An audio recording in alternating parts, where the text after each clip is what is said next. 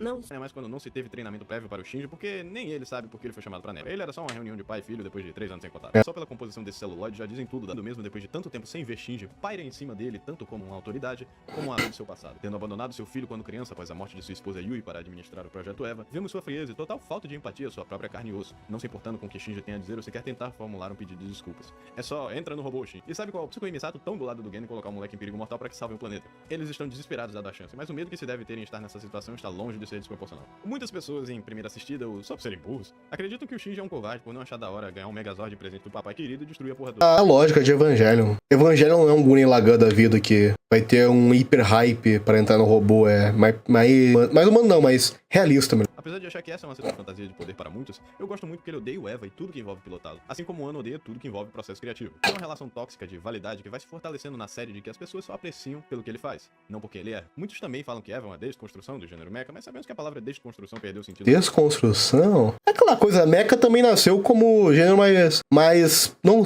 é sem a palavra que eu quero buscar. Um gênero mais complexo. Nasceu, tipo, pra intriga militar. Então, tendo desconstrução assim. Hunter x Hunter desconstrói o Shonen porque é truque fantasma. Olha, depende do que desconstrói, mas não isso aí não. Eu discordo dessa ideia. Eu acho que os personagens do Evangelho desconstroem a si mesmos e... Ele destrói a coisa do shounen, não colocando shounen, mas não é exatamente esse o ponto. E a ideia do que é ser um herói. Em outros animes populares que estavam saindo nos anos 80 e 90, tínhamos Kenshiro, o Jojos, Kenshin, Yusuke Urameshi, Son Goku. Personagens que não tremiam quando o assunto era ser chamado para a ação, até se deliciando na ideia da violência ou da ideia de crescer ou aprimorar suas experiências de vida usando das lutas como um veículo. O máximo que tínhamos no gênero mecha era Arei Amuro, lentamente descobrindo sobre os terrores da guerra e os traumas subsequentes que ele tinha enquanto amadurecia. E Eva leva essa lógica um pouco mais longe. Inclusive, eu lembro que o Araki odeia Evangelion, porque ele odeia o Shinji. Porque na mente não, nas palavras dele, o Shinji é muito passivo. E isso não é bom pra um protagonista. Mas daí é exagero do Araki. Os pilotos dos mechas tivessem Ou talvez problema de tradução. Que vive mesmo sem precisar lutar com os anjos. Shinji e Asukirei, por mais que tenham seus problemas, são tudo menos covardes, ao meu ver. Por mais que Shinji tenha essa fama de bebê chorão em alguns círculos, ele sempre fará a decisão certa de enfrentar a situação e raramente fugir pela pressão de tudo. Mas por isso vir sempre contra sua vontade,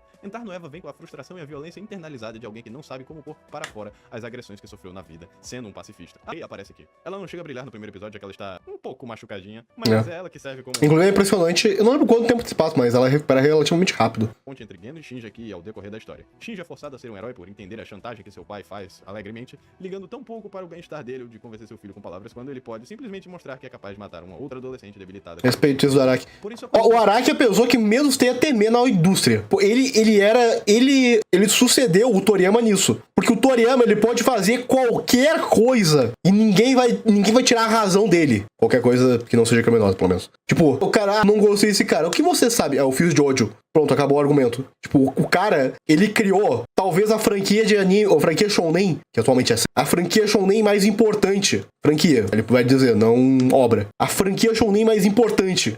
Foda-se o resto.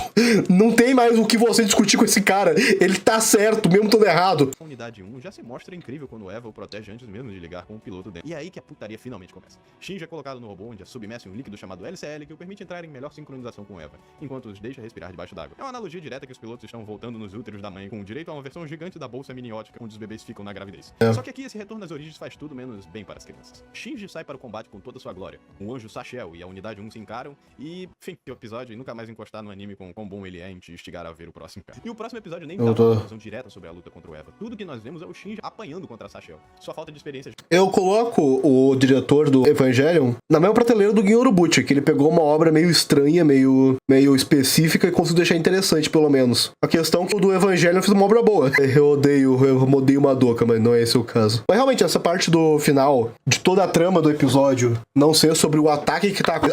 não ser sobre o ataque que tá acontecendo, e sim sobre como o Shinji se sente, pra o ponto de virada ser o final do episódio, do robô no fim dele, do Shinji no final do episódio entrar no robô pra cortar pro episódio e mostrar que ele já venceu a luta. Tipo, a luta nunca foi relevante pra história. É um conceito narrativo muito bom. Quando ele mal consegue dar um passo pra frente. Ótima ideia, pessoal. Daí pulamos para o que acontece depois da luta. Um Shinji melancólico sendo transferido para morar na casa de Misato, porque ou era isso ou um buraco igual de areia. E nisso as camadas vão se descascando ao vermos quem não é estranho porque vive num lugar normal, mas enfim. Fora de sua casa. Assim como na frente e longe de Shinji. Apesar de ser uma major competente em seu trabalho, tendo autoridade tática e militar para mandarem todos na neve em situações de combate que não sejam Gendo e seu subcomandante Fuyutsuki, fora desse ambiente ela é uma fracassada. Ela é uma trintona encalhada que vive com um pinguim de estimação, não cuida da casa, só faz beber e dormir, que é igual a todo mundo nessa faixa de idade que eu conheço. O maior feito gastronômico que ela faz no anime é curry podre em cima de cup noodles. Essa porca do caralho provavelmente se beneficia mais em morar com o Shinji do que o Shinji morar com ela. Essa mulher não tem vergonha de ter que dividir os afazeres de casa com o moleque que ela adotou? Bem, vergonha é a última coisa que ela tem, dado que ela comemora tomar uma cerveja igual alguém que cheira uma carreira de crack. E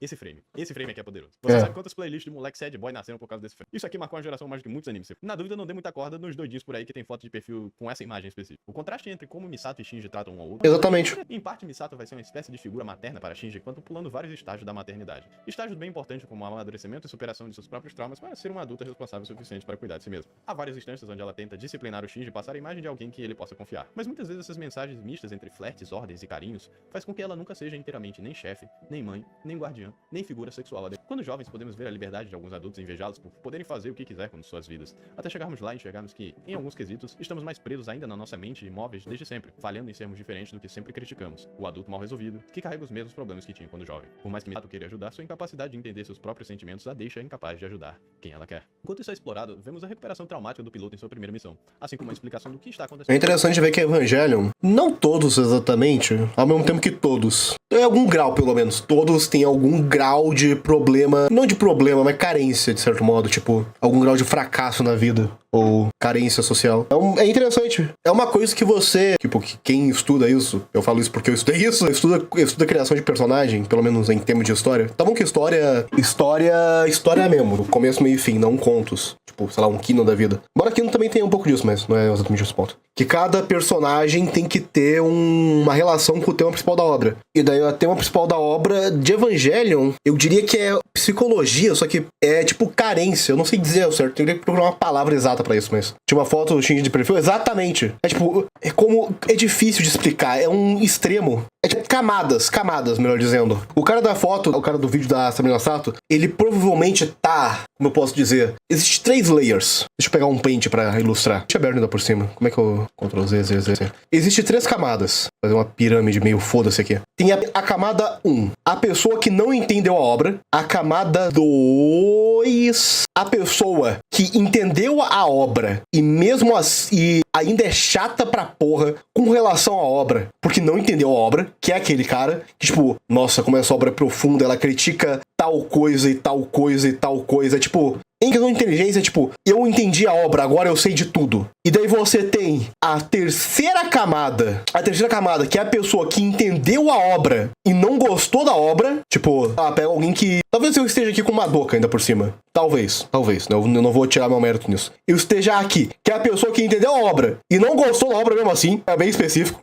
Somos com cebola, temos camadas, exatamente. E daí tem o terceiro ponto, que é esse topinho aqui mega mal desenhado. Que é a pessoa que não só entendeu a obra, gostou da obra, como entendeu que ela não entendeu a obra. Tipo, é a pessoa tipo o Takumi. Ele entendeu a obra, teve a interpretação dele, mas ele ainda tem a capacidade de dizer, eu não entendi ela completamente porque muita coisa tá em aberto pra eu poder ter uma certeza absoluta. O Takumi estaria mais ou menos aqui. Eu não sei qual eu estaria, porque sinceramente eu não me importo tanto com o Evangelion. Eu estaria mais ou menos aqui também, de certo modo, porque eu acho que o Evangelho não é tão interessante em ampla escala, mas é coisa minha mesmo. E esse cara do Nasato estaria aqui. É esse meu gráfico do como as pessoas entendem a obra, por assim dizer. Claro que aquele vídeo do Nasato é burro, sinceramente. Em particular, o projeto de instrumentalidade iria demorar um total de 2 anos após o lançamento da série para que esse termo fosse tomar o holofote, então vamos explicar logo isso. Eu tô sem água, eu acho. Evoluir a humanidade para seu estágio mais elevado, largando a presença de um corpo já que estagnamos no mundo como indivíduos. Os anjos conseguem fazer o terceiro impacto e tomar conta do planeta por estarem em uma guerra com a humanidade devido aos seus ancestrais, Adão e Lilith, que decidiram lutarem por território. Enquanto querem se fundir com Adão e aniquilar a humanidade com o terceiro impacto, Sele planeja fazer... É meio... Bom que não é problema, mas é a proposta do vídeo não fazer em ordem cronológica dos episódios. Tipo, ele não faz uma mística do que tá acontecendo, ele fala exatamente, o Adão é Lilith, etc. Coisa da proposta do vídeo, mas eu acharia mais interessante se fosse o outro, mas tudo bem. O próprio terceiro impacto unindo todos os seres humanos ao transformá-los em infanta laranja. Suas aparências e individualidades iriam sumir, mas com isso também sumiu os conflitos e a confusão coletiva de tentar se definir como único em um mundo de tantas particularidades entre outras pessoas. O atrito diminuiria para zero ao custo de você perder tudo que faz você alguém. Supostamente devia ter um foco maior na Sele como os Illuminati desse universo. Eles controlam tudo pelas sombras e... Não teve quase. Quer dizer, teve as reuniões pontuais do Gero, mas... Gero, não lembro o nome agora. Com a pronúncia certa. Mas não teve tanta coisa como deveria ter. Teve muito do Gero, mas não teve tanto o resto. Tudo o que acontece nos setores importantes do mundo. Dado que o sistema Magia é um grupo de 3 supercomputadores em EVA que simula tudo nas cidades e monitora desde como o EVA está funcionando até as eleições democráticas onde as pessoas acham que fazem a diferença e que tem 5 desses espalhados nos 5 países mais importantes do planeta politicamente falando, parece que EVA realmente tinha algo mais político a dizer ao morar nessa distopia normalizado. Mas aí aconteceu algo muito infeliz durante a produção de Evangelho que fez com que eles segurassem a barra na hora de falar sobre isso. O culto de Shoko Asahara, Toku's a TV Tóquio não ia deixar isso passar nem fudendo. Uma substância definitivamente... Foi um cara que espalhou um gás mortal num metrô, um vagão de metrô do Japão. Está aqui. mas nunca é o foco e é um E problema. se não teve tipo um abafamento político sobre uma coisa do tipo. Não vou saber falar ponto, mas foi isso. Ao decorrer da série. E então, só então, vemos a conclusão da luta que fez grande parte da cidade ser destruída. Apesar de Shinji tomar uma surra da vida dele, algo acontece com a Unidade 01, fazendo ela acordar de forma que lute assustadoramente, parecendo um animal. Mesmo com Sashiel explodindo em desespero, o Eva anda sem sofrer nenhum dano notável. É uma coisa interessante de Evangelion, acho que pelo final você vê muito mais disso, nos iniciais nem tanto. Que independente do quão o cara, o Shinji e os outros do grupo estão vencendo, não tá ninguém mais feliz. Tá todo mundo desgraçado. A cidade, principalmente, tá tudo destruído. Mais do que já tava, no caso. Shinji acordou no hospital. Poucas pessoas além de Iritsuko, no momento, sabem da verdadeira natureza dos Eva. Mas eles são produtos de uma engenharia reversa complexa, onde conseguem clonar tanto Adam quanto Lilith e criar um híbrido biomecânico. Mas para ele conseguir ser controlado de forma certa, uma alma humana precisa ser posta no monstro, o que resultou em várias pessoas sendo sacrificadas até acharem uma compatibilidade muito maior entre mães e filhos. É. Acabou de falar, eu ia falar isso, porra. A única exceção sendo Rei, mas ela já é um caso muito à parte pra sequer ter mãe. Vamos chegar nisso É. Então faz sentido analisar as ações da como sua mãe Yui de alguma forma ainda consciente dentro do bicho, protegendo o filhinho. Muito se fala sobre como Gendo Ikari é o pior pai do mundo, mas o mau caratismo de Yui como mãe é algo muito pouco discutido quando se fala da série. Ignorando o fato de ter se apaixonado com esse buraco negro de carisma. É exagero, porra. Ninguém escolhe essa porra. Mas tá bom que consensualmente não era bom, mas enfim. Ah, porra, da tela cheia. Os membros chaves da Sailor, o que a deu liberdade no projeto Eva para provar diretamente muitos dos eventos importantes da série. E para ter certeza que Shinji carregasse uma memória de seu legado, ele foi forçado a ver sua mãe sendo absorvida dentro do Eva e morrer em sua frente. Apesar de suas motivações serem ambíguas, eu não vejo motivo de fazer este propósito sem ter algum grau de perversidade em suas ações. Ao entender que ele carrega esse trauma duplo nas duas primeiras relações que ele formou na sua vida, é fácil então enxergar do porquê todas as outras são tão insatisfatórias para... No terceiro episódio, ao vermos ele lentamente tentando se acostumar contra sua vontade aos treinamentos simulados dos Evas, é evidente sua passividade e, em parte, seu vitimismo e narcisismo vedado sobre as coisas que lhe estão acontecendo. Ele é o único que pode derrotar o próximo anjo e ele odeia isso, mas e daí? O que ele pode fazer a respeito? Nada. Então, deixa as coisas como estão. E é uma atitude na qual Shinji mantém para todos os eventos e relações que o atingem. Tudo pra ele é um incômodo, e por mais que ele queira fugir de tudo que o deixa aflito, como ser humano, é impossível que ele não sinta todo o espectro de emoções que todos nós temos, incluindo a tristeza e, acima de tudo, sua solidão. O dilema do ouriço de ser mencionado diretamente aqui é de uma... Dilema do ouriço. Porta os espinhos no inverno, sentem frio, busca conduzir... Crescimento mútuo. A próxima proximidade traz calor e espinhos incomodam os animais, se afastam e voltam a sentir frio. Arthur já pegou aqui. Vemos Shinji tentando se enturmar na sua sala de aula, ambiente onde ele não podia estar mais próximo de seus iguais em idade e mentalidade. Mas ainda assim, se nega de se aproximar de outras pessoas por se contentar com a indiferença. Seu colega de sala, Toji Suzuhara, é o primeiro a confrontá-lo por sua irmã ter sido hospitalizada graças à destruição da cidade durante a luta contra Sashiel, algo que o faz tomar um soco na cara para descontar a raiva. Shinji poderia falar várias coisas, pedir desculpas, justificar suas ações, ao explicar que não teve controle do Eva, mas tudo que conseguiu dizer foi que não pilota o Eva por querer, tomando outro soco por provocar Toji. De acordo com fontes, todos os alunos da saga 2A são pilotos importantes. Caralho. Não, sincero, não, acho que tem isso no próprio Evangelion mesmo, tenho certeza. Mas porque eu não joguei esse jogo de PS2, porque convenhamos, jogo de Evangelion pra PS2. É autorrefutável porque eu não joguei. Mas eu acho que fala isso no próprio Evangelion, se não me engano. Não é fonte estéreo, porra. Todos eles foram criados do berço para serem peões da neve. Só que acontece que Rei e Shinji foram os primeiros e os mais próximos de Gendo. Tanto que acho que eu não cheguei a ver o filme, mas eu sei que a mina de cabelo longo, que era apaixonadinha nesse cara que apareceu antes com o nome, ela vira piloto. Pode não saber disso, mas se abrir sobre sua condição para os outros colegas pode ser algo positivo. Ele já tem atenção na sala por isso, mesmo que talvez seja indesejada. Conversar sobre seus problemas pode trazer o conforto sobre si mesmo, enquanto nos aproximamos de alguém que possamos entender e nos apoiar. Logo, pelo medo de uma rejeição ao próximo, somos os primeiros a rejeitar o outro. E por consequência, nós mesmos, pelo medo de se machucar. Não podemos amar alguém sem aceitar que o amor também quer dizer se questionar, confrontar seus piores traços e se aproximar psicologicamente de forma que você seja aceito melhor e por mais pessoas que refletem seu bom estado mental. Nessa definição, Shinji não foi amado e por isso é incapaz de amar alguém até esse ponto da história. Pessoas como... Pô, essa parte do trem também é pesada, pelo menos em estética e mensagem. É uma boa direção, por assim dizer. Shinji tem essa tendência reducionista de diminuir as pessoas ao seu redor quando tem reações explosivas ou negativas a ele ou em seu círculo. E é algo que replicamos diversas vezes em nossa vida por besteira. Essa pessoa que eu não conheço é fácil de descaracterizar e odiar pela distância que tenho entre ela e eu. Independente de suas características físicas ou traços de personalidade estarem ocultos justamente pelo condicionamento social aprendido por sofrerem demais em serem honestos e se magoarem em O cara dormindo no coisa. Mim é burro e raso e não entenderia o que eu passei porque minha vida é difícil. Mas quando o assunto sou eu e você, nada disso. Somos complexos, seres pensantes, intelectuais, boêmios tridimensionais. Entender o grau de profundidade de nossos cérebros iria requerir uma enciclopédia para anotar todas as nossas particularidades. Ou pelo menos é o que todo mundo gosta de dizer enquanto olha demais pro próprio umbigo. É por isso que eu entrar no... O Takumi acabou de dissertar a segunda camada da pirâmide que eu fiz.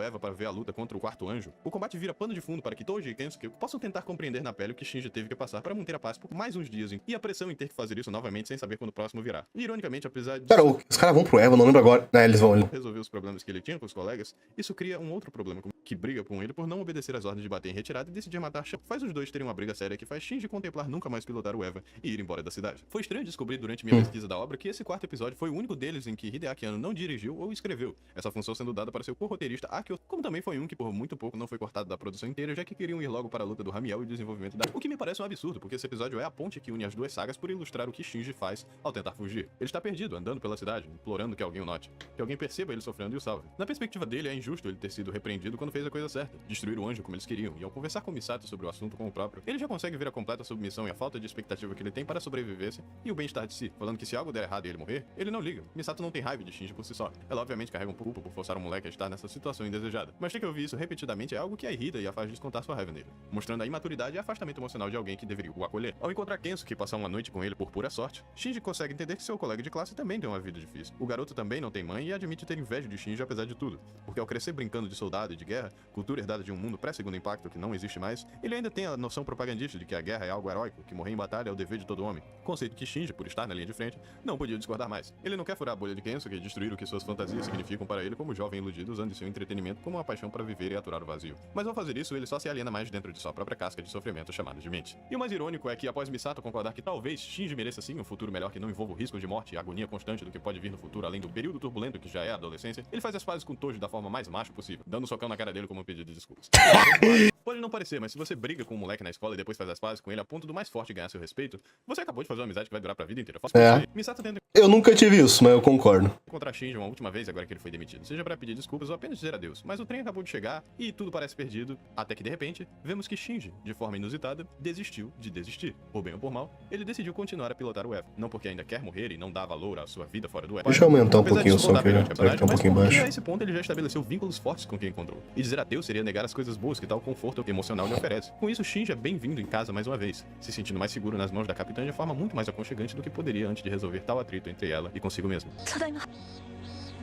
É. E para fechar esse Eu adoro a relaçãozinha dos dois, apesar de ficar estranho depois, mas eu gosto deles. introdutório do anime, Eu não gosto muito da Asuka e da Rei. É mais birra própria, eu gosto. Eu entendo a complexidade dela, mas eu não gosto, não. falar da primeira piloto É a mesma coisa que eu não gosto do Shinji, mas meio a meio. do Evangelho Unidade 00 e a Yanami. Rei sempre foi minha personagem favorita da série, não só pelo seu design misterioso e creepy, como também por sua personalidade e desenvolvimento ser bem sutil quando comparado aos outros dois pilotos. É. Ela é uma versão mais extrema do Shinji quando se trata de não dar valor à sua vida, se colocando ativamente em perigo a ponto de assustar o próprio com o quanto ela não liga pra si mesma. Isso se dá por Rei já ter morrido uma vez, e não pelas mãos dos anjos. Rei não tem mãe, sendo clone da mãe de Shinji, e o Ikari após uma tentativa falha de tirar a alma dela de dentro do Eva quando morreu. É um paralelo interessante aos três personagens da família Ikari, da mesma forma que Gendo parece apenas um Shinji com barba, Rei é um Yui de cabelo azul e olhos de... Como se isso não bastasse, sua sincronia com Eva é devido a ela ter um DNA clonado diretamente de Lilith, e a alma da Unidade 00 ser, pelo que parece, da primeira clone da Rei. A frase-chave da personagem é: se eu morrer, eu posso ser substituído. Dentro da neve há vários clones de Rei prontos para serem usados, já que o plano original, caso nenhum piloto estivesse à altura, era só mandar Rei várias vezes para o combate e trazê-la de volta Era um plano melhor, de certo modo, apesar de ia dar merda no futuro, mas não entendo. em outro corpo caso morresse. Por já ter passado por isso uma vez e estar na expectativa de acontecer de novo, Rei é programada para viver sem muito apego ao mundo. Mesmo morando em Tóquio 3 bem antes de Shinji, ela não tem amigos, não fala com ninguém além de Gendo. Sua casa, quando visitada por Shinji, é um buraco sem personalidade alguma. O garoto pode tropeçar em cima dela pelada e ainda pegando nos peitos dela de brinde, algo que daria qualquer reação pra mim. E o máximo que Rei faz é pedir com um leve incômodo que ele... Talvez ela nem lembre 100% disso, mas há memórias resquiciais da primeira Rei que morreu ainda quando criança. O Eva com certeza lembra disso, já que assume o controle em um dos testes e acaba ferindo Rei gravemente no processo, que é o motivo dela passar os primeiros episódios fora de cena. A primeira, ainda quando pequena, tem a memória de ser enforcada pela mãe de Ritsuko, criadora do sistema Magi, por Rei xingá-la de velha e de inútil. Não por vontade própria, mas por comportamento imitado de Gendo que falava isso para ela pelas costas de Naoko, alimentando sua paranoia de que Gendo não a amava de verdade, apenas usando seu intelecto pela conveniência e para preencher o vazio de ter perdido Yui. Com Naoko se matando após enforcar Rei e quebrar seu pescoço, Ritsuko assume sua posição, tanto como cientista-chefe, como amante de Gendo. Sim, Shinji tem 5 candidatas para mãe presente que não estava nem na competição. Com isso, É uma leitura bem específica, mas faz sentido. por herdar da primeira a sabedoria de que falar demais, ter emoções demais, é algo perigoso. Então não é que ela é incapaz de sentir, mas sim que ela reprime todas as suas emoções em um nível extremo e considerou isso seu normal. Ela vive se sustentando com o mínimo, sem desejo de experimentar algo mais além de seguir ordens. Porém, assim como a primeira, a segunda ainda tem uma dependência enorme por Gendo. É estranho ver nesses primeiros episódios o quanto Gendo é emotivo, a ponto de ser quem salva a Rei do acidente do Eva 00 com preocupação alarmante. Talvez seja por ele ver Yui nela, talvez por realmente sentir mesmo que ela seja substituível, mas isso despertou um vínculo real com a menina na qual nasce uma razão para viver. Tanto que as únicas reações fortes dela vem quando Shinji fala dele. Rei começa a ficar ela como sua pessoa própria. Por ironia do destino, o filho de Ikari acaba encontrando significado em lutar pelos outros ao ver a satisfação que dá ao estar do lado de alguém que está na mesma situação que ele. Mesmo que ela seja retraída emocionalmente, ele fica muito triste em ouvir que Rei não liga pra morrer quando vão lutar contra Ramiel, por não ter nada pra voltar pra ver, nenhuma motivação maior pra viver. Então, apesar do apego e do tratamento especial que Shinji sente ao ver Rei sendo sua escudeira do raio laser de Ramiel, ele é incapaz de retribuir o favor, enquanto Rei não sabe o que fazer. E ao pedir para ela sorrir, mesmo que inconscientemente... Aquela cena. Cadê a cena da Rei Chiquita? Rei Chiquita Art. Cadê? Acho que tem a Rei Chiquita. Aqui, a grande cena. Coisa mais bonita, minha filha. Ela sorri. E é um sorriso com tamanha inocência e honestidade, com tamanha vontade genuína de sorrir, que é impossível não se contagiar e sorrir com ela. É nesse episódio onde podemos ver de forma mais clara onde a vontade de Ano em falar sobre como a geração mais nova pode quebrar o ciclo de repressão que lhe foi ensinada da geração passada. Um tema que não só se aprofunda quando você sabe o contexto cultural do Japão nos anos 90, como se você já passou por algo similar. E, bem, tem um motivo de eu me ver mais na Rei do que no Shinji, apesar de achar os dois personagens bem construídos. Vamos lá, tá sobre minha vida que nunca achei que ia revelar por ser bem desconfiado de amizades ou das pessoas maldosas que existem na internet, mas pra passar... Vamos lá. A gente pode ser babaca e julgar o cara, ou isso é muita babaquice da minha parte? A melhor mensagem é ser mais transparente com quem é meu fã, assim como dar um conforto pra quem já passou por situações similares. Acho que tem um compromisso empático para que as pessoas se sintam nem que um pouco menos sozinhas. Eu tenho um nome extremamente genérico. Sempre teve pessoas com nomes igual ao meu em todas as minhas... Não só isso, mas era o nome do meu avô, que havia falecido na Normal. E também era o nome do primeiro filho que minha mãe ia ter, se ela não tivesse perdido o bebê no parto. Ok. Ela sempre teve vontade de ter um filho homem, mesmo que não tendo estrutura financeira ou psicológica pra cuidar de um. O que resultou na minha irmã nascendo em um ambiente precário pra ser negligenciada, e logo depois, eu. Com meu pai e minha mãe tendo um relacionamento tóxico e abusivo com todos nós de casa, logo ele foi embora quando eu tinha 2 anos de idade. Caralho! Eu ia ser o homem da casa. Tudo era me dado, seja em termos de atenção indesejada ou brinquedos. Essa parte é passada. Tudo seria tirado de mim, por ela me pôr como prioridade ao invés de investir em qualquer outra instância da sua vida. E por meu nome ser associado com outras pessoas da sua família que lhe davam traumas também, eu não era chamado pelo meu nome nem na minha casa, senão era um gatilho pra ela. Juntando todas essas circunstâncias, isso criou uma criança e um adolescente que não sabia quem era, nem era capaz de experimentar seus gostos. Eu não podia ter um celular por minha mãe querer monitorar o que eu fazia, não podia usar um computador porque minha mãe fazia questão de ficar literalmente atrás de mim o tempo todo, me observando. Se ela surtasse porque eu pedi para me afastar, a culpa seria minha. Não havia nada na qual ela não tivesse algum comentário incômodo para se impor sobre mim como propriedade. E com isso, nunca me impus. Há muitas coisas que eu vejo sobre mim hoje, como não me enxergar como pessoa, não ser capaz de sentir meus próprios sentimentos. Exato, entendi. Minha vida por ter agência própria agora, são coisas que vejo que foi por isso. Por ser sempre o invisível que não chamava atenção em todo lugar que eu ia. Por ninguém poder saber como eu era no meu íntimo, pela dor e pela vergonha que isso trazia. E como ninguém poderia me entender sem me julgar ou me magoar no processo. O que eu fiz para compensar? Eu me afundei em jogos e animes. Às vezes eu não sei dizer claramente ainda algo atrofiado em mim socialmente que resulta nesse escapismo de viver apenas para sentir prazer na arte e não nas pessoas ao meu redor. Mas ao ver momentos como o Rei sorrindo, posso ver que estou menos sozinho. Não tem nada pra eu falar que problema é relevante, problema é relevante. Eu só acho não é específico, qual o nome? Meio cringe, de certo modo, ser jogos e animes. Nossa, cultura japonesa, mas faz sentido. Pegar o contexto de pessoas anos 2000, etc, faz meio sentido mesmo. Não é nenhum problema não, tá certo. Eu tenho tipo o contrário disso, não tenho nenhum problema nem. Eu acho que eu não tive, deixa eu pensar. Tirando os casos de raiva, que depois eu descobri que era autismo, não tive nenhum problema que realmente me marcou muito, então tá de boa. Sei lá, é meio específico dizer isso. Escritores transpõem na arte o mesmo sentimento de solidão na multidão em seus... É uma coisa que eu tenho, que tipo, eu não tive nenhum problema, eu não sei como expressar o problema a partir de coisa, tipo, escrita, etc. Então eu só tento pensar no que mais seria legal, então, meio a meio. Sei lá, eu sinto que meus sentimentos são mais artificiais do que verdadeiros, mas ao mesmo tempo não sinto que isso é um problema, bem específico. De serem vistos sem serem enxergados, da vontade de proteger alguém enquanto não sabendo cuidar de si, de como procuramos figuras fraternas nos outros pelos nossos nos falharem. Por mais difícil que seja sentir ou estar presente no seu próprio ambiente, ver pessoas como Shinji, Rei e Misato terem esperança um no outro, mesmo carregando toda essa bagagem jogada, é algo que pode nos inspirar até mais do que uma conversa com as pessoas ao nosso redor que não nos entendem. Não se preocupe em quem é você, porque você vai se questionar isso até o fim da sua vida. E até por bem ou por mal, rejeitar quando pessoas criam narrativas que não combinam com como você se vê. Se preocupe em estar mais presente, sentir mais, boa beer, e mostrar isso de forma que você esteja contente com a identidade que criou. Agora, se o anime fosse só sobre o elenco que temos até agora, ele já seria algo impressionante que marcaria o ano. O Hideaki Anno e 1996. Temos dinâmicas aqui que podem durar 26 episódios facinho, tanto que o próximo seguido nem introduz ninguém novo, apenas sendo uma demonstração de que Misato é sim uma capitã destemida, indo dentro de um robô rival do Evangelion chamado Jet Alone, que demonstrou interesse internacional de ter poder. Nem lembrava dessa porra. Quando descobrimos que o plano foi sabotado de forma interna, Gendo e Iritsuko para que eles não tivessem concorrência. O problema é que Anno encontrou um gargalo preocupante. Depois do episódio 6, ele sentiu que já tinha escrito tudo que tinha planejado para Rei e não tinha mais apego ao personagem. Parte de mim acha que menos entendeu a própria obra. Caralho, essa canetada que tá com calma. Sendo mais popular quando aposta contra a Asuka no marketing e no seu design exótico e seu silêncio que instiga curiosidade são traços perfeitos para garotos de propaganda. Mas não... Eu não sei se talvez tenha, mas a ideia do... Tá bom que o robô dela é amarelo, da Arei, mas a ideia do robô, do Oni vermelho e azul, que é meio comumzinho em algumas obras, que depois foi referenciado em The Franks. Estando feliz em criar apenas um arquétipo de personagem que dominaria os anos 90 e 2000 dos animes, que no caso daria a Kudere, a Langley Soyu, formando a team suprema para as seguintes gerações com sua icônica frase...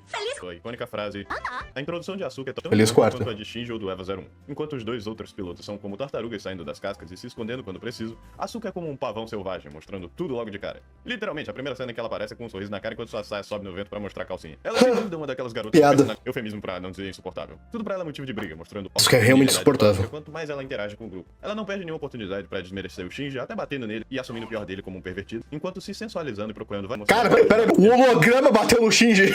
É mais específico ainda, é Toon Force. Ciúmes de Misato por causa dos dois serem ex-namorados e por eles claramente ainda pensarem em reatar. Como se isso não bastasse, põe ela no mesmo teto que o Shinji, fazendo esses colegas de quarto baterem cabeça ainda mais. E a Arei fica de fora do ódio de Asuka. Ela é tão mesquinha que consegue arranjar problema com o jeito que a Arei fala, sendo que ela mal fala. Tudo vira muito pra Asuka. Tem um aumento na sua taxa de sincronização, ele não merece nem ganhar um parabéns e paz sem ela falar que é a melhor. Afinal, ela é a garota mais popular da escola. Todos são apaixonados por ela. É um privilégio estar em sua presença como Hellions Mortal. Ela sempre precisa ser a líder entre os três, mesmo quando um deles sabe o que está fazendo ela. Assim, uma pessoa faria qualquer um chamar a Asuka de uma pirralha insuportável. E por grande parte da história, ela é isso mesmo. Sempre tem um eterno debate. Pior que a Asuka era mais inteligente, até onde eu lembro também. Tá bom que a inteligência da Asuka é provada com... Eu tenho tais diplomas, mas nunca utilizo-os. E eu falo o óbvio sobre... dilatação de metal. Então não é muito bem provado essa inteligência da Asuka, mas... Até Digimon tem isso no vermelho. Eu sei, é comum, é culturalmente importante. Eu não sei até que nível, mas... Referencialmente importante no Japão. Mas não sei se ponto por ponto da relação das duas foi fundada nisso. De quem é melhor. E a verdade é que depende do sentido que você faz a pergunta. Se for quem eu acho melhor, bom, eu tenho uma figura da Arei na minha sala e nenhuma das...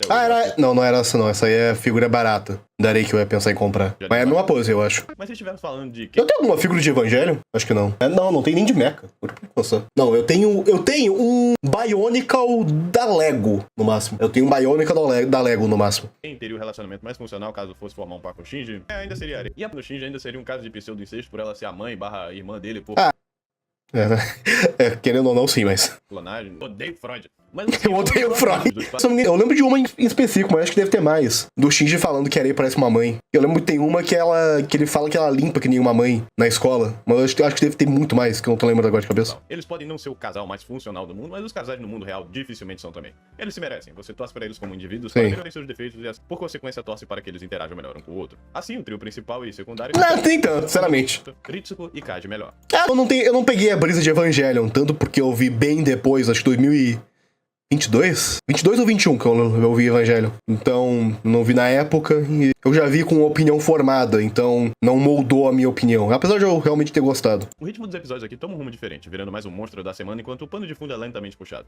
Isso é um problema também, eu acho, de certo modo, que Evangelion, apesar de ter uma subtrama, ter uma boa subtrama, tipo, no episódio da Asuka mesmo, não lembro qual é o episódio, acho que 7? O cara tá fazendo a contagem, mas não tô na contagem de episódios. Acho que episódio 7, que tá vindo o feto de Adão pra Nerve, e daí o Gedo coloca na mão dele, etc. É uma subtrama boa, mas o sistema de monstro da semana, ao mesmo tempo que é bom pra marketing, porque vende mais, querendo ou não, não é tão interessante. Sinceramente. A animação é boa, a luta também, mas... esse episódio aqui que eu reclamei que é horrível. Horrível em algumas aspas também, não é tão ruim, mas... Que a Asuka, ela fala o óbvio de que metal dilata no calor e coisa no frio, e daí é a tal coisa usada depois. Que é uma construção de roteiro boa, mas puta que pariu, cara.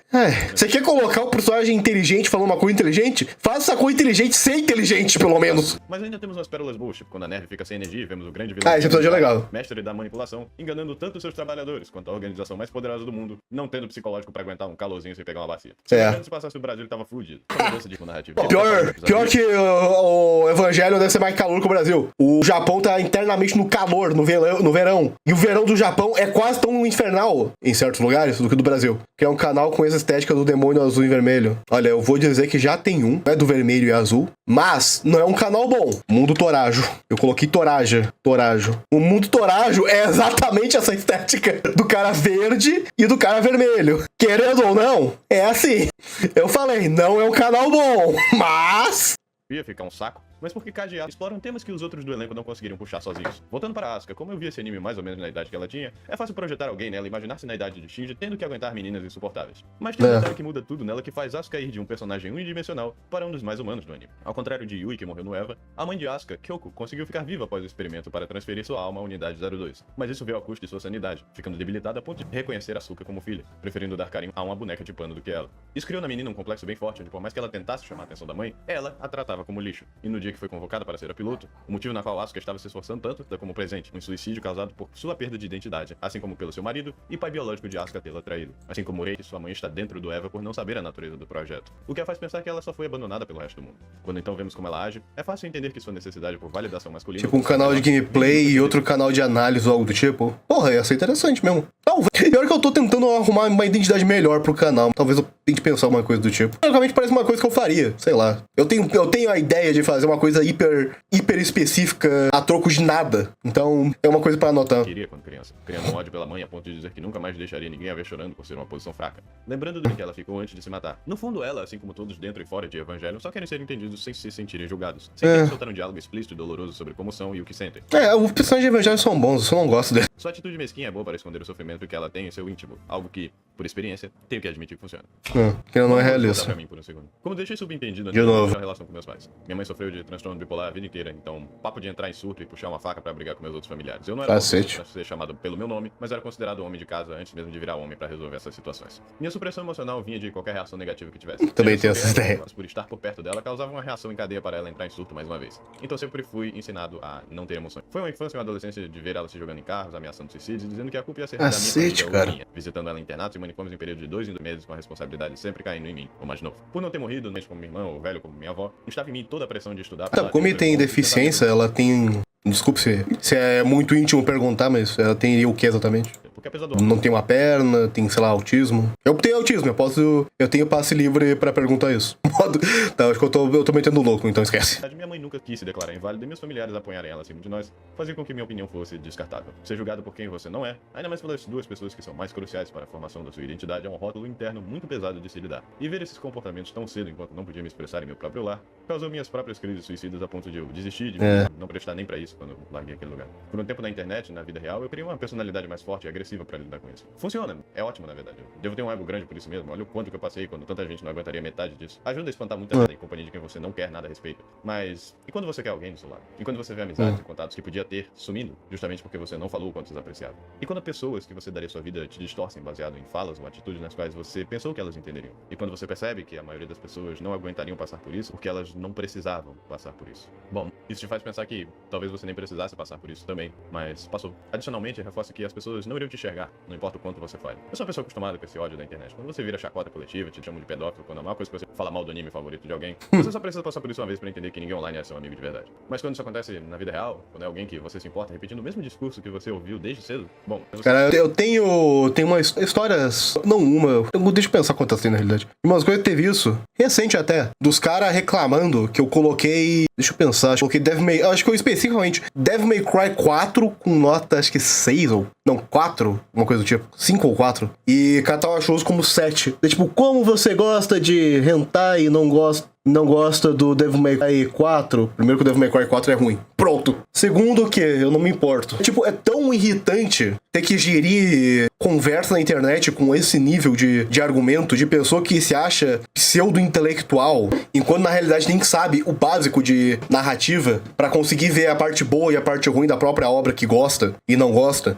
Tipo, é irritante. Daí, tipo, Então tem alguns que você vê que fala na zoeira. Ou que só fala não querer se importar mesmo. Tipo, sei lá, Alexandre Esteves falando de visual novel. Talvez ele veja alguma visual novel e ache interessante. Sei lá, ele gosta de Steins Gate, no melhor dos casos, ou em algum caso específico, ele talvez goste da visual novel de Steins Gate. Mas você não vai ver ele falando isso vendo isso. Primeiro, se alguém ele odeia livro, tipo, literatura texto, melhor dizendo. Que não é nenhum problema exatamente, mas específico. E segundo, porque provavelmente ele não vai dispor o tempo dele pra isso. Que é totalmente aceitável também, ninguém é obrigado. Mas se, tipo, você querer pagar, pelo menos as pessoas que eu falei, eu não vou dar dox de ninguém aqui, mas as pessoas que eu falava, que queria se pagar de moralmente superior, de entender das coisas, falando coisas extremamente imbecis. Tipo, eu ganho R$500 com o YouTube e R$1.800 com... No caso, YouTube, acho que... Não sei se ela é monetização, mas vou colocar que era monetização. Eu acho, é meio específico. Eu ganho R$500 com monetização do YouTube.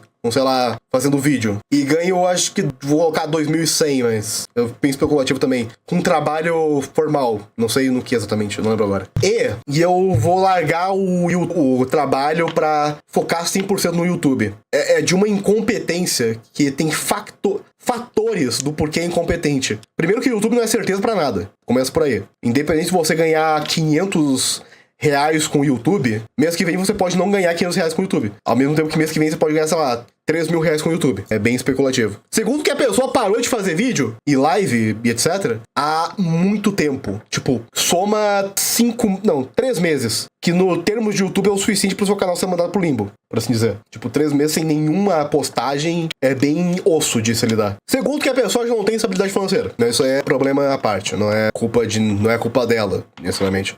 A pessoa... Você quer comentar que a pessoa é incompetente, ao mesmo tempo que você não quer ter o trabalho de explicar ponto por ponto do porquê ela é incompetente. É aquela coisa, mesmo se você explicar pra uma pessoa burra os motivos dela ser burra e por que ela pode deixar de ser burra, você não vai deixar ela...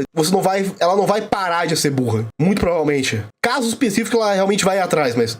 É só difícil. Senti que nada mudou. Mesmo que você não se identifique com você no seu passado, o fato de que... Como eu fiz pra resolver isso, praticamente eu percebi que a vida é cíclica e eu tô um pouco me fudendo pras coisas agora. Eu tenho contato com algumas pessoas que eu realmente considero que são tão idiotas, se não mais, que eu, no caso do Enemy Crowd. Não, idiotas é subjetivo também, mas moralmente idiotas, de certo modo. O Dinzo nem tanto, mas eu considero ele amigo. E em parte, mas enfim. As pessoas continuam não te enxergando por quem você é na base da má fé, só faz isso mais alienante. O Dinzo é o mais intelectual, apesar de não ser o mais inteligente, do nosso grupo. O mais inteligente provavelmente é o Crowd, mas daí é outra coisa. E para alguém você sempre só vai ser a versão pior de si, ou até uma versão que sequer existe. Pra que lutar? Pra que nadar contra a maré quando as pessoas não se dão esforço de te ver como algo mais, mesmo quando você tenta fazer isso? Eu sempre vivi nessa ambição descontrolada, meu perfeccionismo sempre foi visto nos meus vídeos. Minha demora é produto da minha pesquisa, da minha revisão, da minha capacidade de absorver e refletir e transpor essas emoções pra vocês, sozinho. E eu tenho orgulho disso. Orgulho é o que me criou. Eu fui de um ninguém no meu quarto implorando pra morte me levar pra alguém que recebe vários comentários elogiando a mim e a meu trabalho. Chega até a ser estranho estar acostumado com tanto ódio gratuito para ver que sou sim apreciado e... Essa coisa nessas ideias de internet,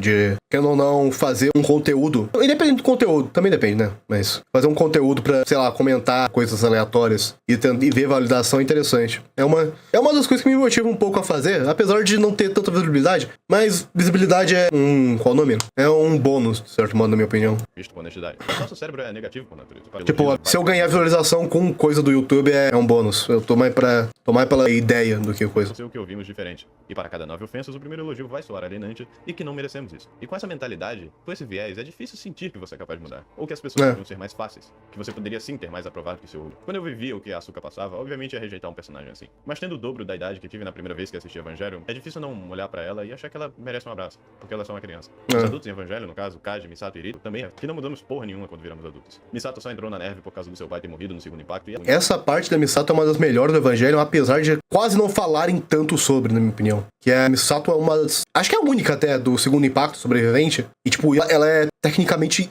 factualmente interessante. Factualmente, eu tô usando... Acho que é a terceira ou quarta vez que eu já uso essa palavra. Ela é interessante, esse background. E ele não é tão explorado, até porque a Misato não é protagonista. Ela é secundária de luxo, mas não protagonista. E eu acho que deveria ser mais explorada. Eu gosto da Misato. Não sei se ela é explorada nos filmes, mas... Mesmo nunca respeitando, esse trauma marcou o suficiente para ela se definir como capitã. Ritsuko, mesmo odiando sua mãe igualmente, agora está cobertando Genda de sexos que acontecem na vida e na série, se tornando sua mãe em todos os sentidos. Kaji, apesar de não ter uma bag no anime, pelo menos, serve como agente triplo para o governo japonês, Sailor e a Neve, enquanto também tentando intercalar o que sobrou do relacionamento da Misato. O mais funcional dos três não sabe nem quem é, e o maior prazer da vida dele é comer mulher com Derish. Ele tá errado, porra! Já é isso aí, bate aqui! Mas há resquícios de sentimentos que não se foram do namoro deles. Por mais que tenha sido tumultuoso, o sentimento é mútuo que ainda há algo ali que pode dar certo. Sendo amigos da faculdade, tendo morado juntos, há circunstâncias fora de suas vidas que o impedem de ser quem queriam ser um para o outro. Mas é por saberem o quão bom foram os momentos onde as coisas davam certo, que Misato se afastou, com ela mesma falando que Kaji lembrava demais do pai dela por focar demais no trabalho. Cacete. É aquela coisa, eu acho que eu até comentei isso no vídeo de Katoa Shoujo. É meio desconfortável você ouvir de alguém que tá saindo que você lembra o pai dela. Sei lá, é só um pensamento solto. Todo relacionamento começa com um ar de superficialidade. O conforto que vem de ter alguém que gosta da sua lataria, mas se você quiser se aprofundar, você precisa entender que amar não é um calor do momento ou uma boa foda. É presente nos momentos difíceis. Saber manejar juntos algo que incomoda um só. Não é à toa que falam na saúde e na doença quando vão se casar. Ser adulto é isso, uma repetição dos mesmos problemas e sentimentos que você teve. Talvez você tenha se iludido que com dinheiro, emprego ou mudança de ambiente, você mudaria também. Mas por bem ou por mal, você ainda é você. E tem um processo de cura dos seus traumas de dentro para fora. Para Chico, O por um momento, as pinguim. coisas parecem melhorar. Ele recebe um parabéns do seu pai ao derrotar o anjo Ireu. E Eu não lembro se tem que ser uma explicação, mas por que tem um pinguim especificamente? É só uma piada? ele a lápide de sua mãe, tendo um breve momento de conciliação que por um mísero instante faz parecer que Shinji e Ig podem sim ter uma boa relação, apesar dos dois fugirem dos próprios laços familiares da última vez que viram Yu. Mas o Evangelho te dá uma migalha de esperança antes de te afundar no buraco mais uma vez. Asuka... Esse episódio é maneiro, do cara da sombra que engole tudo. Conceitualmente é maneiro. A pior coisa que aconteceu na vida do Shinji, manda-o para lutar no lugar dela contra o novo anjo Leiliel. Uma bola que aparentemente não ataca ninguém. Até o primeiro tiro ser dado e ele absorver Shinji em seu interior para morrer. Muito obrigado, Asuka. Tudo isso porque ele estava bem e te passou no teste de sincronia. Misato, já tendo uma suspeita... Acho que sim. Acho que sim o quê? Questiona e briga com Ritsuko sobre o que ela não está dizendo sobre as operações e a importância em salvar o Eva no lugar do Shinji, mostrando o remorso de colocar... Cara, se tá comentando alguma coisa, provavelmente tá sendo excluído pelo YouTube, porque... Eu acho que não, e não porque o meu canal não tem moderação nenhuma. Porque em questão de palavra proibida, mas eu acho que não tá aparecendo comentário. Só comentando. Porque a Asuka não mostra. Quando a Arei tem que te pôr no lugar por você estar sendo insensível, é difícil de defender. Enquanto isso, Shinji preso em espaço vazio. O Eva só consegue aguentar um curto período de tempo ligado. E mesmo em repouso, a filtração de oxigênio uma hora iria parar. E até salvarem ou matarem, ele fica preso com seus pensamentos. A aula em questão continua mandando brasa, com Shinji pinguim. pedindo ajuda para quem confia mais a confia menos, indo da lista de prioridades de Misato, Rei, Asuka. E só depois, ele pede ajuda ao seu pai. Mostrando assim a desconexão que ele tem enquanto, ironicamente, É uma está piada, no ok, âmbito ok. de sua mãe. Misato, ao ver o quanto se parece com Shinji, se sente duplamente culpada por mandá-lo para a morte em um momento onde as coisas estavam começando a funcionar. E quando tudo parece perdido, Yui acorda do Eva. A unidade 01 sai melada de sangue da bola flutuante. Mesmo aparentemente sem energia nenhuma, a mamãezona acorda e levanta sozinha, sem precisar de ajuda externa, sendo tão intimidador quanto sendo. A série de episódios que vem aqui, 6 ao 21, é um ato que deixa animes inteiros no chinelo. Depois de tudo isso, o foco estranhamente foge dos outros personagens para voltar à escola de Shinji e seu colega Toji Suzuhara, que ao contrário dos personagens apresentados até aqui, é um personagem estranhamente funcional. Ele também não tem mãe e às vezes parece meio introspectivo, mas fora isso, ele parece bem menos problemático e mentalmente apto para pilotar o Eva. Após a destruição do Evangelho 04... Só que todos os personagens não tem mãe. Tipo, é o subtexto óbvio. O 03 é levado para o Japão para um teste onde Toji, depois de ter jogado Shinji pelo seu péssimo trabalho defendendo os cidadãos de Tóquio 3, ele agora se encontra na mesma posição, sem confiança alguma de que podia fazer melhor. Kensu inocentemente gostaria de ser o piloto, já que ele é obcecado por guerras e mecânica. Sua colega de sala Hikari finalmente demonstra seus sentimentos por Toji, decidindo terem mais momentos íntimos. Essa aí que aparece no filme, eu acho. Até Rei decide conversar com Toji, sentindo um pouco de empatia na sua situação enquanto ele procura se situar nesse novo cargo. Cade começa a tomar uma posição mais ativa na história, não só como agente do governo, como para Shinji, empurrando na direção certa para motivá-lo enquanto dando-lhe pistas sobre o verdadeiro trabalho de Gendo. Esses dois não só são reflexos positivos do que Shinji pode ser, mas também âncoras para que ele tenha um círculo social maior para se lembrar de que tem algo para voltar quando tudo chegar no fim. E é exatamente por isso que eles precisam sair de cena.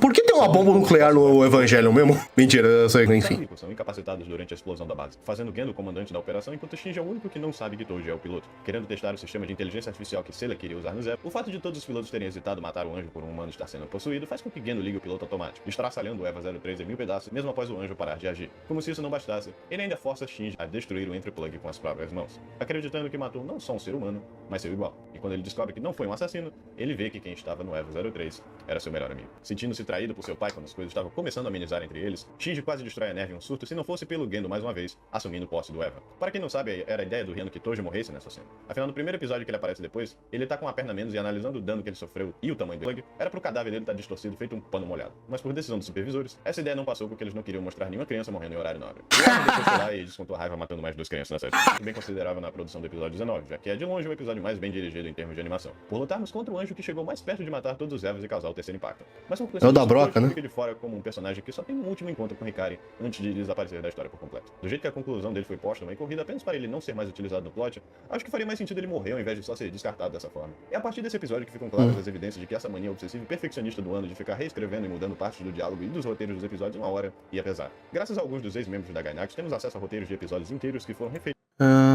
To the Rouse, que é no Evangelho. Ah tá, isso aqui é a justificativa, é o que tá escrito, eu acho. Faltam semanas para eles serem entregues na emissora para irem ao ar. Caralho! No dia que iam pra TV. E isso obviamente não saía barato. Refazer episódios do zero não era só um gasto de tempo, era o dinheiro que a TV Tóquio confiou no projeto no qual Por ter suas ideias rejeitadas, entrava num loop de feedback onde ele odiava mais seu trabalho durante a produção, ficando mais deprimido, e assim pesando cada vez mais o tom em sua obra. É por esse e outros motivos que considero o mangá de Evangelho de Yoshiyuki Sadamoto a versão definitiva da obra por não sofrer tanto com reescritos e cortes de verba. Mas como vamos ver nessa reta final, há uma certa beleza sim no fato de Eva ser O mangá de Evangelho é meio ruim, em quadrinação pelo menos. o plano A original. arte é boa, pelo menos. E fazer disso a identidade do seu final. O é sem dúvidas o mais intimidador dos anjos até aquele ponto. Eles estavam lentamente evoluindo em termos de inteligência e força até ali. Mas a forma com que ele passa pelo front sem dificuldade alguma, corta os braços do Meio baixo, pessoal. parece ser corte de papel, o que deve doer pra caramba, e ainda por cima a decapita enquanto ela tenta seguir o ataque, é brutal. Shinji não podia se importar menos com o fim do mundo, até que ele vê Rei corajosamente tentando explodir-se com a bomba que levou para o núcleo do anjo. Mas mesmo atravessando seu campo AT, ele bloqueia o golpe no último segundo. Aí sim Shinji se revigora e entra em uma luta corajosa contra Zero El,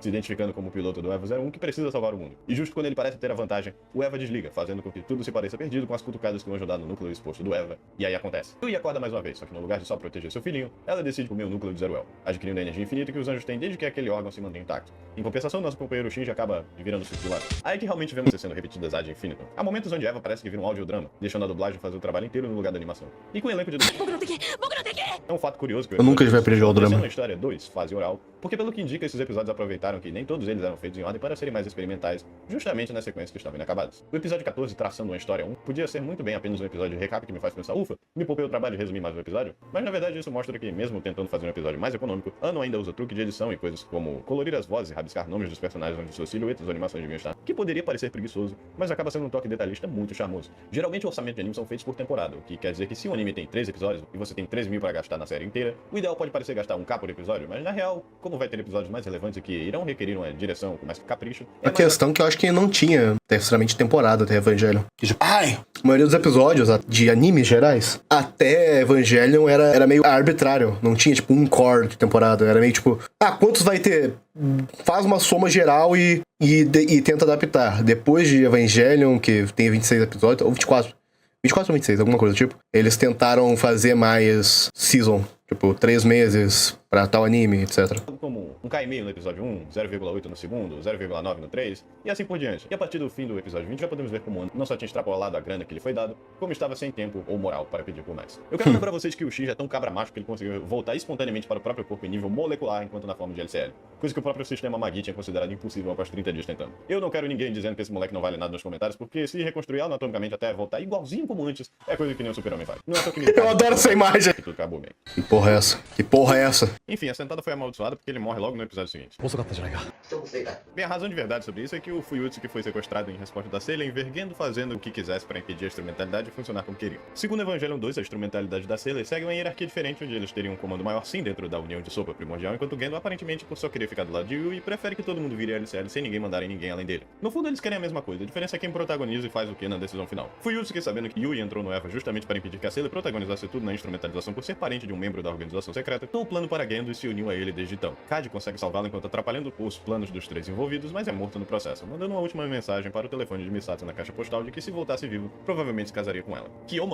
Não, sério, Shinji, pelo tanto que a Misato fez por você, no mínimo você podia dar um abraço nela nessa cena, seu vacilão. É estranho pensar que já foi alguém imoral que quis impedir os Evas de serem criados e denunciar a Sailor para o governo maior, mas dado que eles já eram o governo maior, ele preferiu se unir a quem mantivesse ele vivo por mais tempo. As coisas vão de mal a pior quando o antepenúltimo anjo aparece. O emocional de Asuka já estava ruim quando Cad desaparece, com Misato não tendo coragem de falar o que houve com ele para as crianças. Mas a sincronia de Asuka só vai descendo com seu Eva enquanto ela cria raiva de Shinji por conseguir derrotar tantos Evas importantes que a derrubaram sozinha, algo que ele nem dá tanto valor, mas pelo Eva ser sua identidade, ela obviamente ia se incomodar. O anjo que ela luta, Arael, é um caso especial que mostra a evolução dos anjos em um nível psicológico. Com a forma que ele ataca sendo remoto, ele consegue mesmo da órbita do espaço entrar forçadamente no cérebro de Asuka e fazê-la reviver todos os seus traumas do passado e presente, mesmo com ela entrando em colapso. Que vale dizer, é um ótimo ponto de como fazer um flashback. É um roteiro barato, mas é um ótimo ponto. Mal conseguindo atirar no bicho, Asuka recusa as ordens de bater em retirada, preferindo ser destruída em batalha, não só reafirmando seu único valor, como ativamente engajando em suas ideações suicidas até Rei salvá-la usando Alonso de Longinus, artefato crucial para a instrumentalidade. Mas antes de progredir, precisamos contextualizar uma coisa importante que mostra várias coisas em uma cena só. Vocês sabem do que eu tô falando. A cena infame do elevador de Evangelho. Por muito tempo era comum usar essa cena, perguntar qual era o propósito de segurar um shot por quase um minuto assim, mas esse singular frame pode ser analisado de que interpretamos várias coisas do que a... Pra começar, essa cena demora porque é pra ser desconfortável. Asuka, Irei evita Asuka para que ela não seja ainda mais odiada. Nenhuma das duas quer conversar, e como Rei, a mais passiva das duas, é quem quebra o silêncio, ela também quebra a expectativa de que a mais faladora, Asuka, estaria na frente da câmera, mais perto do espectador. Ainda por cima, só pra gente achar que algo vai acontecer, temos um fake out da Asuka dando uma fungada só pra manter a gente esperto. Artéria. Devia ter uma... Não sei como exatamente, mas devia ser que depende um pouco da coisa, mas é interessante tá mais no peito da Rei do que nesse plano maior aberto. Sinceramente, mas é outra coisa. Onde ela não vai conseguir se mexer, a não ser que alcance o coração do Eva, a sua alma. Asuka se ofende, falando que Rei não devia ter direito para falar de agência por considerá-la uma boneca. A pior ofensa que ela pode dar para alguém, dado que houve com sua mãe. Mas quando Rei concorda que se mataria por Gendo, e dado que Asuka concordou se matar por Kyoko apenas para ela perder para a boneca, Rei salvando-a do perigo enquanto Shinji, a única figura masculina que ainda poderia valorizá-la, não está lá pelo Eva 01 ser barrado das operações pelo seu novo núcleo, é a maior humilhação possível para seu psicológico. Mas de tanto rogar pra ele, parece que Asuka tem sua amarga vingança no episódio seguinte. A Misael mantém o padrão de Arael de invadir a mente dos pilotos, penetrando Rei de forma figurada e literal enquanto a fazendo admitir seu vazio existencial, assim como o do anjo. O problema é que enquanto a Misael faz isso, o anjo quase consegue iniciar o terceiro impacto, incorporando todos os anjos dentro do Eva 00. E mesmo com Shinji sendo liberado para ajudá-la, o anjo projeta a vontade de Rei de se unir com Shinji no modo literal, e preferindo conter o monstro junto com seus sentimentos, ela absorve completamente o anjo e o auto-destrói em seu evangelho. Rei está morta e nós a matamos. Talvez não. Rei aparece mais seu terceiro clone agora tendo reset da sua personalidade e desfazendo o progresso que teve emocionalmente durante o anime todo. Isso aqui é a verdadeira tragédia. Sua amizade com os outros pilotos sumiu de vez. Sua individualidade agora se tornou rebeldia. E apesar de ainda sentir amor por sua última memória antes de morrer foi dele, essa Rei agora entende que só estava sendo usada o tempo todo. E falando em ser usada, o sofre uma espécie de humilhação psicológica ao ser entregue no lugar de Rei para responder à inquisição da Sailor sobre matar a reencarnação de Lily. É deixado implícito aqui que ela sofreu alguma forma de abuso ou importunação de Teu na cena que os supervisores da TV Tóquio odiaram saber. Fazendo ele entendendo que sua posição de amante e mulher é inútil quando comparada à sua posição como cientista, Ritsuko joga a toalha e entra em desespero, abrindo o jogo para Misato mostrando as clones sem alma da Rei que tinha em reserva, que sempre lembrava de que a única mulher que importa para Gendo é, profetizando o maior terror de qualquer mulher, se tornar exatamente igual sua mãe e falhar onde ela falhou. Ao destruir as Reis vazias, Rei 3 se torna única, mas sua individualidade continua extremamente turva por ainda não saber quem é. Shinji fica bem mais em choque do que Misato ao saber disso. E apesar dela tentar consolá-lo, a conotação sexual que a cena implica mostra que Shinji a rejeita por ter medo de pra onde isso vai. Enfim, só falta um anjo agora.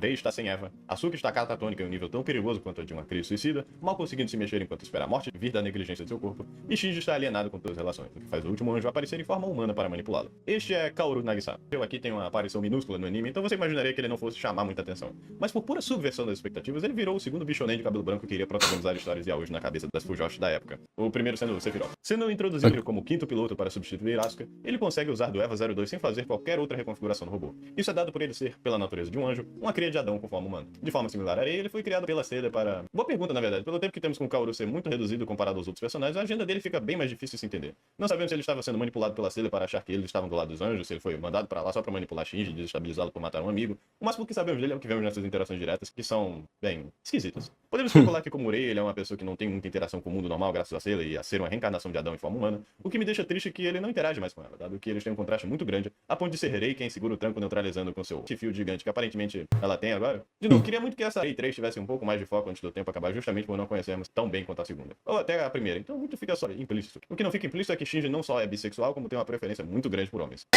Eu sei que tô aqui pro vídeo, ou pro mim vou ter que cortar na edição. Tivemos Misato ativamente dando em cima dele, apesar das implicações disso serem erradas por motivos óbvios. Ele não tem sentimentos de Rei e Asuka, apesar de a série deixar que se ele tivesse atitude, elas abririam seus corações pra ele, sim. O Kaoru é um homem fudido no moleque falando que o ama e que nasceu pra conhecer ele, e ele só aceita. Acho que o problema do Shinji não é que ele não era amado, mas sim que ele era só um passivo patético. Tanto em sexualidade quanto em atitude. Se ele fosse aberto... Bissexualidade não contém atitude, caralho. Mulher com Shigei, talvez ele não estaria nessa situação. Engraçadíssimo. Puxa vida, então você vai quicar na rola. Obrigado pela dica, de nada. Na mandioca mastodôntica e veiuda. Você quer mesmo é uma giromba cabeçuda com as veias enormes. Kaoru por muito pouco não chega em Lilith para começar o terceiro impacto, mas eu descobri que ele confundiu Lilith com Adão, e que Adão está fundido em Gendo para começar a instrumentalidade humana, e ele meio que não dando tanto valor para a sua vida, ele decide que Shinji faça a sua escolha. A questão é que nunca foi... É, óbvio que não foi explicado porque é meio subjetivo, mas... Nunca é explicado o que, de fato, aos anjos, tipo, um macro aspecto no que, o que é Deus nesse mundo. Só que, tem o anjo, você sabe que ele é uma criatura tecnicamente divina, tecnicamente alienígena, meio isso. É bom a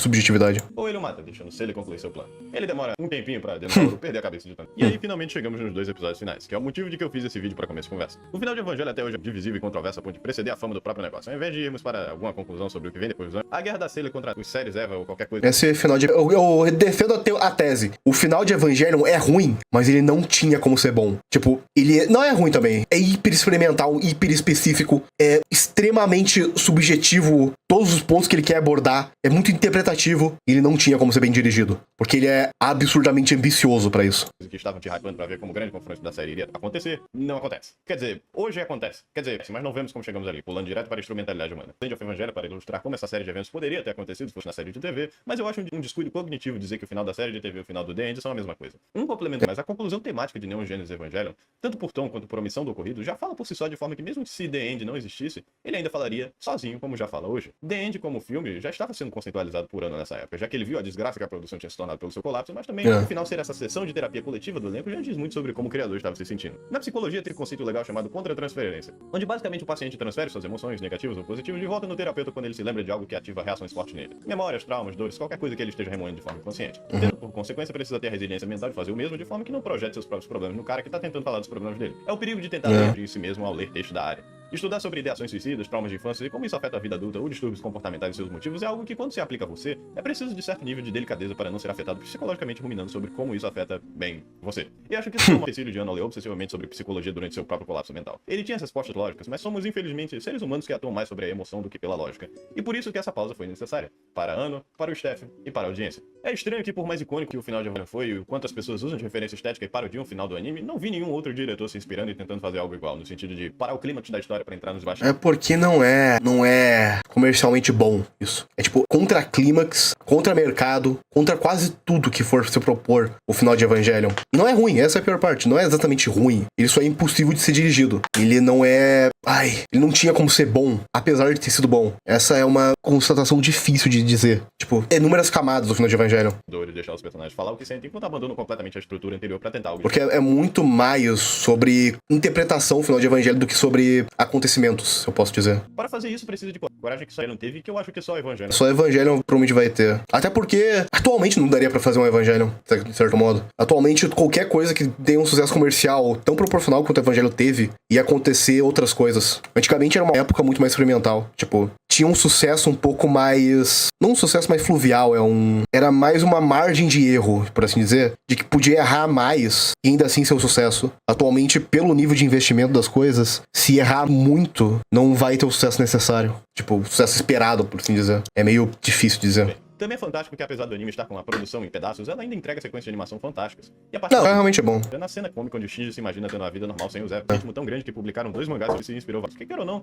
queríamos muito que esse moleque fosse feliz em uma dimensão paralela. Mas por que faz? Bom, aí que chegamos no existencialismo da coisa. Talvez a melhor vantagem que temos de Evangelion em seu final comparado ao filme The End é que temos várias perspectivas para explorar. Já que por estarmos na instrumentalidade, todos os personagens somem, existindo apenas coletivamente, com eles em sua mente e eles dos outros tendo forma válida igual para todos eles. Eles aproveitam isso para quebrar a quarta parede no interrogatório, vendo as diferenças entre o Shinji dentro da cabeça de Misato, que afirma suas inseguranças como guardiã, filha e mulher, assim como o Shao tem visões similares das pessoas que ele conhece. A instrumentalidade é capaz de deixar todos como um só, e isso é assustador. Tenebroso até, porque põe em evidência a fuga do eu do filósofo Soren Kierkegaard. O medo do livre-arbítrio e a sabedoria que podemos escolher tudo na nossa vida é assustador. Mas essa liberdade dá mais medo ainda quando descobrimos que existimos na mente do outro e que essas pessoas e suas leituras de nós são tão reais como as que nós temos deles. Mesmo quando morremos, nós ainda existimos na mente dos outros, de todos que conhecemos, ou na posteridade eternamente se você produzir algo que vá ao público. Mas é apenas um recorte seu. Você, como você, é incapturável. Nem você pode se entender o tempo todo. Porque todos nós somos capazes de mudar sobre conceitos, opiniões e atitudes a ponto de ficarmos irreconhecíveis. Sua visão de si é apenas uma fatia de todas as interpretações válidas suas. Partindo da mesma lógica, por você ser essa mistura, que é errado deixar que você seja descrito apenas pelos outros ou apenas por si. Se fechar... Tem um episódio, acho que ou é o primeiro conto de Kino, que eu não sei exatamente. Acho que é o primeiro conto de Kino no Otabe, que é quase isso, só que em muito menor escala, obviamente. Que é o episódio, no nome do episódio, nem o nome do capítulo. É um episódio que a Kino, a protagonista, ela vai pra uma cidade, um país, só que é uma cidade. No Kino, toda cidade é país, por algum motivo. É meio... Tá bom que tem um motivo, é por narrativa, mas não é tão relevante agora. Eles fizeram Eles fizeram um experimento, que não entro em detalhes porque não é o foco do episódio. Um experimento de todo mundo começar a ler a mente um do outro. Pra unir todo mundo em um único lugar. Um único pensamento, por assim dizer. E daí eu acho que eles fizeram isso com, sei lá, uma população de 10 mil pessoas, vou chutar um número aí. E é um país que era hiper bem estruturado, com muito recurso, muita produção, muitos etc.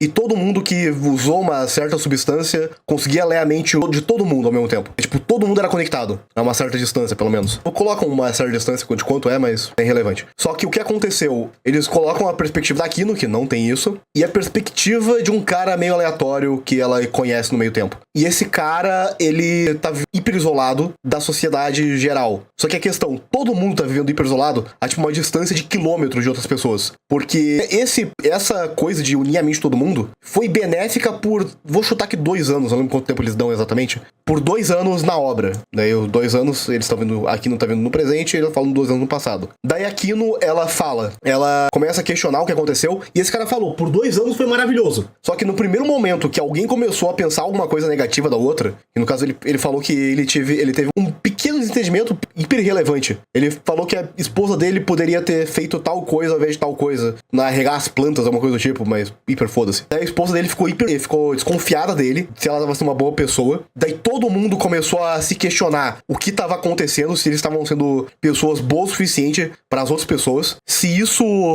eles, como pessoas, já eram suficientes para outras pessoas, o que gerou uma reação em cadeia desproporcional ao ponto de todo mundo ficar agoniado tentando se matar. E essas pessoas que tentaram se matar geravam sentimentos negativos em outras pessoas, a ponto de todos que sobreviveram agora vivem isolados a 1 quilômetro de distância de outras pessoas. Daí a Kino descobre isso por conversar com esse cara, e esse cara meio que subornar a Kino pra ela ficar no país, porque ele não conversa com ninguém há, tipo, 2 anos, que é o tempo do país que ficou isso. Daí, no final, acaba com a Kino vendo a esposa do cara, e ela vendo que a esposa do cara ainda guarda lembranças desse cara, mas não quer ver esse cara porque ela não quer compartilhar os pensamentos com eles, porque a esposa percebeu que a subjetividade da pessoa, ela é mais valiosa do que a total verdade, porque é difícil de dizer ao certo, mas vale mais você ter a confiança na pessoa do que você saber ponto por ponto da pessoa. É tipo, você não tem mais confiança ao ponto de que você não tem mais o perigo de não confiar na pessoa. É meio difícil explicar. É o bem e o mal, querendo ou não. Você ser traído vai dar mais valor a quem você confia de verdade do que você nunca ser traído. É meio difícil de explicar. É tipo o equilíbrio, por assim dizer. Eu acho que esse episódio de Kino, ele é bom na animação, mas eu acho que ele foi menos ambicioso que o final de Evangelion, que querendo conceitualmente é parecido, pelo menos. Para o mundo, é uma forma de negar o aprendizado e evolução de você mesmo ou de outro. Mas a hipocrisia disso é que se você deixar ser levado por narrativas ou desejar validações apenas externamente, você também não vive. Só é possível se considerar vivo quando existindo nessas 2 instâncias ao mesmo tempo, mudando como pessoa e como conceito pelas pessoas que você interage. Porque essas são as que mais devem importar para você. Por fim, para parafrasear diretamente, aquele que não se ama não consegue amar os outros também. A única pessoa que consegue entender e processar o que você sente é você. Acho que nesse canal seria mais parecido com os 2 canais em específico. O primeiro canal seria o Frost, é um personagem como avatar para apresentar o vídeo. É bom, Avatar é bom pra vídeo, porque é interessante ter apelo visual. Claro que vai ter canais que se destacam por não ter isso, mas é outra coisa. O Avatar, ele cativa mais as pessoas. Não se cobre tanto. Tente Tipo, o Takumi que ele não usa Avatar, mas não é ruim, exatamente. É só outra ideia. ajudar para ajudar melhor os outros. Eu conheço alguns artistas, se quiser, mas eu não sei qual a sua condição financeira. Isso é a temática que todos os personagens de Evangelho e todos os personagens da face da Terra conseguem se identificar. Eu vou ver o Instagram depois por também. isso que eu digo que a interpretação válida... Qualquer um deles deve estar tentando agora. Se ela é abstrata, ignora que o Ano está gritando de joelhos aqui. Foda-se os séries S, foda-se o que aconteceu com a Terra, foda-se a significação da lança de Longinus, foda-se a interpretação gnóstica da Cabala. A vida vale a pena ser vivida porque ela é sua. E o significado único dela, que só pode ser sentido em primeira pessoa por você, é o que a faz valer. Você entendeu isso? Então parabéns, filho da puta. Evangelho não diz que você vai resolver seus problemas ou que a vida vai melhorar. Muito pelo contrário, diz que as coisas vão ficar piores. Mas mesmo que você chegue no abismo em seu colapso, mesmo que você se mate, nada disso invalida os momentos bons de sua vida, quando você sentiu felicidade, porque tudo é igualmente real. Algumas pessoas consideram o suicídio uma ação covarde, quando na verdade é o maior salto de coragem que você pode fazer sobre sua vida. Eu saberia disso pelas vezes que tentei. Mas também a redução da sua vida como apenas o desespero e a agonia que você sente não faz jus a tudo que você vê, tudo que você é, porque você é maior do que o seu fim. E ao entender isso, Shinji rejeita a instrumentalidade, preferindo viver no mundo real do que na ilusão do mundo sem angústia. Se você foge de si e desvia de todo o sofrimento, você jamais alcançará a realidade da superação, como se nunca tivesse existido de verdade. André é Masked Man, eu gosto do estilo de edição dele, eu não conheço Masked Man. Especialmente se você já for morrer. Mesmo que você se odeie depois e se perca nesse ódio, você irá aprender e desaprender a se amar várias vezes. E todas elas vão ser tão lindas como a primeira, independente do seu fim. Shinji chegou nessa conclusão aos 14 anos de idade, enquanto ainda tendo que responder todos os milhões de seres humanos que estavam na instrumentalidade. Não é porque ele merece o parabéns. Mesmo que seja só a visão dos outros que existem na cabeça dele, é algo bem válido de se ver. O que acontece depois? Não sabemos, mas sabemos que Shinji está livre do peso. Sabemos porque Evangelion filmes, mas... medo de não confiar nunca em si, consciente do potencial que ele sempre foi capaz, mas que nunca deu a chance. Fim. Essa certo que esse não é o fim de Evangelho. Nem como anime, muito menos como franquia. Deus sabe que um ponto final em Evangelho de forma que nem ele, nem ninguém falasse dele. Mas por bem ou por mal, ainda temos muito pra se falar de Ever. Acho que The End of Evangelho merece... Os filmes de Evangelho não parecem ser bons, não, sinceramente. do conteúdo e o quão grande esse vídeo já está. Mas eu quero Quer dizer, a animação parece ser ok, mas o resto não. um gancho para o próximo vídeo baseado na recepção de Evangelho como as ameaças que Ano sofreu viraram um telefone sem fio que precisa ser combatido para diminuir a onda de desinformação. Há uma crença de que The End foi feito em resposta ao ódio que ele sofreu do público, dado a recepção majoritariamente negativa desse final, mas a verdade é que o público ficou bem mais dividido do que se aparenta. Houve quem amou e houve quem não houve um mutirão organizado atrás da cabeça do Ano. Isso é um exagero. Tanto que desde o fim da série ele já queria fazer uma versão alternativa do final, mesmo que esse final já fosse uma conclusão. Eu não estou invalidando a dor que Ano sofreu com essas críticas, porque ele tentou se matar várias vezes ao ver que pessoas online estavam descrevendo como matariam. Comentários negativos Cacete. pra mim hoje com minha pequena audiência, quanto mais quando a internet era mais nova e não se tinha esse costume de sair. Questão que qualquer um pode fazer qualquer coisa no Japão. O Japão é pequeno e é muito conectado, Mas eu acho que ele se equivocou em associar toda a crítica negativa a pessoas que queriam sua morte. É mais a ponto de pesquisar o que falam de você por aí em chance quando tem críticas legítimas à forma que você fez as coisas. Porra, tá bom que na época é meio difícil comparar, mas pesquisar crítica em chame é difícil. É meio complicado de levar a sério. Como eu dei aqui. E pela vandalização do estúdio Gainax, muitas dessas críticas mais leves e ponderadas desapareceram com o tempo por causa das mais hiperbólicas que chamam mais atenção, enquanto o Ano criou e distorceu a própria narrativa da realidade. Muitos fãs fez achando que todos os odiavam porque ele se odiava, e foi com essa bola de ranço que o Evangelho foi feito, fazendo com que o Eva de Hideaki Anno tivesse um tom de amargura no qual ele talvez não fosse capaz de superar em vida. Obrigado por assistir até aqui. Não esqueça de avaliar. O vídeo foi bom. Ele é interessante que muita coisa do Takumi meio que ele foi refutando o que eu falei não, mas refutando o que eu pontuei antes, tipo, não refutando exatamente a palavra, tipo, complementando, melhor dizendo. Complementando, prioridade pra mim, não só um dia, caralho. Parecia que eu não vi mais velho. Ele foi, tipo, complementando ponto por ponto dos vídeos e dos comentários. Essa parte do personagem... Ah, boa. Quem é Masked Man? Deixa eu procurar aqui, na realidade. Ctrl C. O foda é que eu acho que eu não vou conseguir encontrar com um nome tão específico. Não, consegui. Masked Man. Olha eu ali. Olha onde é que tá você. Ai, sai. Onde é que tá você? Não encontrei você. Esse conteúdo não está disponível. Tento novamente mais tarde. Ok. As thumbs são legais dele. Tipo, thumb bem conceitualmente legal. Ah, as aqui estão horríveis. Essa aqui é legal. Essa aqui é legal. Essa aqui é legal. Essa aqui é legal. Essa aqui é do anime das gemas. A gema é legal. O anime das gemas é interessante, pelo menos. It's happen while you look away. Aparece na parte boa. Boa. The most troubled keep in manga. Isso aqui não é o cara do Fate? Eu acho. É OPM. One Punch Man. Umas thumbs interessantes. É tipo, thumb de canal de anime se fosse thumbs boas. Se eu posso dizer. Não que a arte do canal de anime é legal, mas porra. When took this anime for rated. Por que esse anime foi tão bom, Soul Eater? Um anime de Soul Eater foi tão bom? Mal ou menos. Anime de Soul Eater... Não, o anime de Soul Eater foi legal, mas... Aquela coisa, o anime é outra coisa, sinceramente. This hit manga was set up to fail. Ah, Blue Exorcist. Aon Exorcist, no caso. É Blue Exorcist também. Caralho, que saudade dessa porra. Eu não sei se... Boa pergunta. Não sei dizer, mas a Aon Exorcist continuou até quando? Tipo, até hoje tá o Aon Exorcist? Eu li essa porra em 2016, eu acho. Porque não tinha nem capítulos, nem 100 capítulos direito. Change Manga Forever. Isso aqui, não sei quem é. Isso aqui parece a manhwa. Ah, se fuder, manhwa. Gintama. Cara, que porra de thumb é essa? Compara com as... essa daqui pra baixo também era estranha. Eu ia falar que as thumbs são boas, mas daqui pra baixo também são bem estranhas. Caralho. Essa aqui é legalzinha, tá? É, Vagabond. Não tem os mangá que são muito mainstream, mas não é necessariamente um problema. Read Berserk Once. Pera, que é isso? Ok. The Greatest Villain Ever. É um canal legalzinho, pelo menos do que aparenta. Não vou conseguir pontuar porque eu nunca vi, mas... Legal. Só me dê